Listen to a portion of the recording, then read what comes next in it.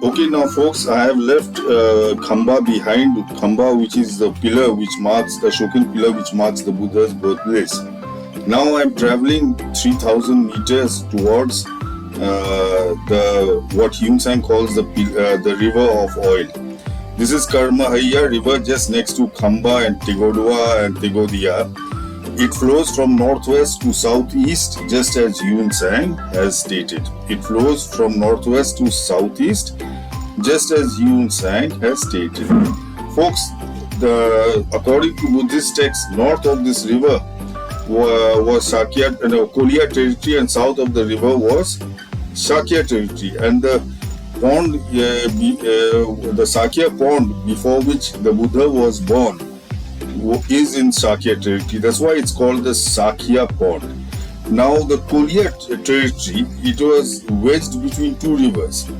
The south is the Karmahiya river, towards which I am traveling just now, and to the north is the Aami river, which Buddhists have mispronounced as Naomi.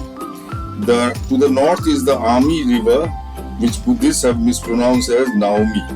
Now both the rivers Karmahiya and Aami river, they flow from northwest to southeast. So the Koliya territory is a strip of land from northwest to southeast, and south of that is Sakya territory. So folks, this is Huen Tsang. I will quote him. This is very important. He says in page 25, by the side of it, Khamba is a little river which flows to the southeast. The people in the place call it the river of oil. This is the stream which the Devas caused to appear as a pure and glistening pool for the queen when she had brought forth the child to wash and purify herself in. Now it is changed and become a river, the stream of which is still unctuous. So folks, it seems the water was oily. Anyway, this is a Huen Tsang's quote. You will realize the Sakyas and Koliyas fought regularly over this river's water. At one time, the Buddha had to come rushing from Jetavan to diffuse the tension. Now the river itself will tell you this story, because the breadth of the river is around 20 feet and there is so little water. It is natural that both the sides will fight for the water, because there is very little water and agriculture is very important in this area.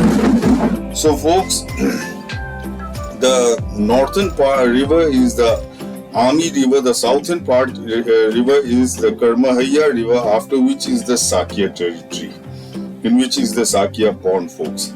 So you cannot negate this, because the river of oil is a geographical proof of the Buddha's birthplace. Read Huen Tsang, folks. His quote is very important.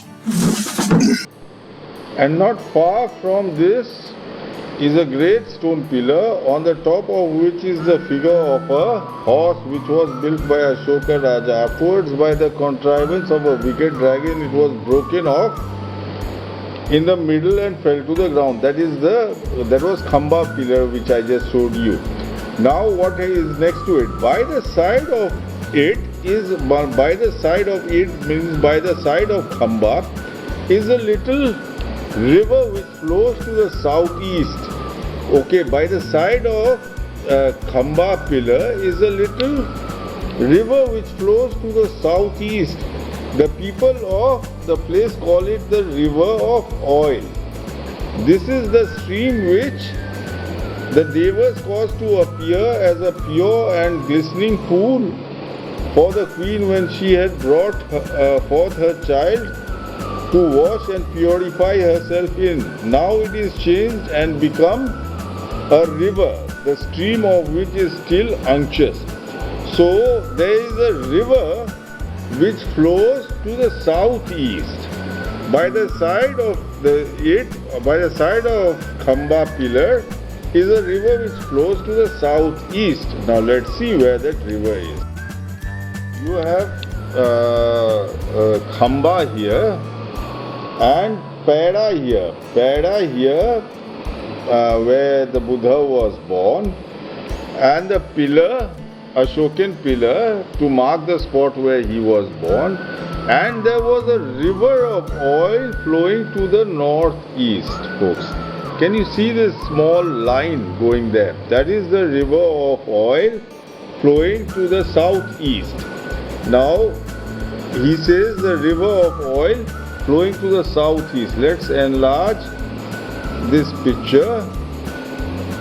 Here is your river of oil flowing from the northwest to the southeast.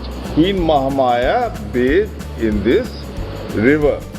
Now, what's special about this river? It is called the Karmahiya river, and the Buddhists have changed the name for some river in Nepal to prove that Tilaurakot was Kapilavastu.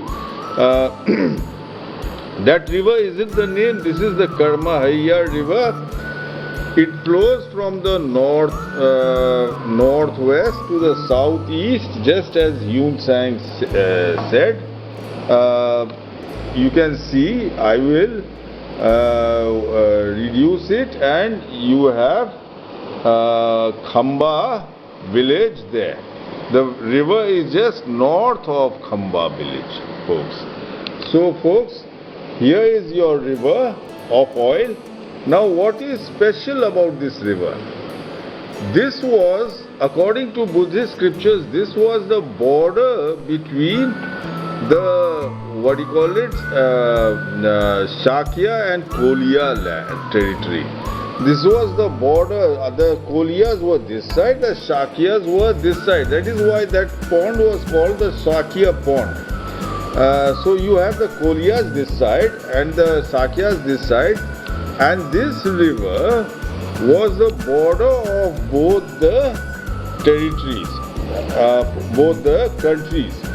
So let's see where the Koliya land, till where it is. Okay, now folks, I am standing on the ridge on the Karmahiya river, which Huen Tsang calls the river of oil. Folks, you can see it is flowing from the northwest to the southeast behind me. See, it goes to the southeast. You can see it is clean, and from the northwest to the southeast. And Buddhist scriptures say that the Sakyas and the Koliyas would fight over the water. Look at the water, folks. Very little water. This is just after the monsoons, so there is quite a bit of water. During the summers, this river must dry up. I'm sure it dries up. So it's natural that both the sides will fight for the water, because this river looks like a canal or like a drain, and both the sides, Koliyas and the Shakyas, will fight for the water. But what is important is this river marks the border of the Koliya and Shakya territory. Behind me is the Shakya territory, and in front of me is the Koliya territory, folks. And the northern border of the Koliya territory is the Aami river, which is mispronounced as Naomi. So, folks, this is the Huen Tsang's river of oil. This is proof of the Buddha's birthplace, that is Paida. It is geographical proof.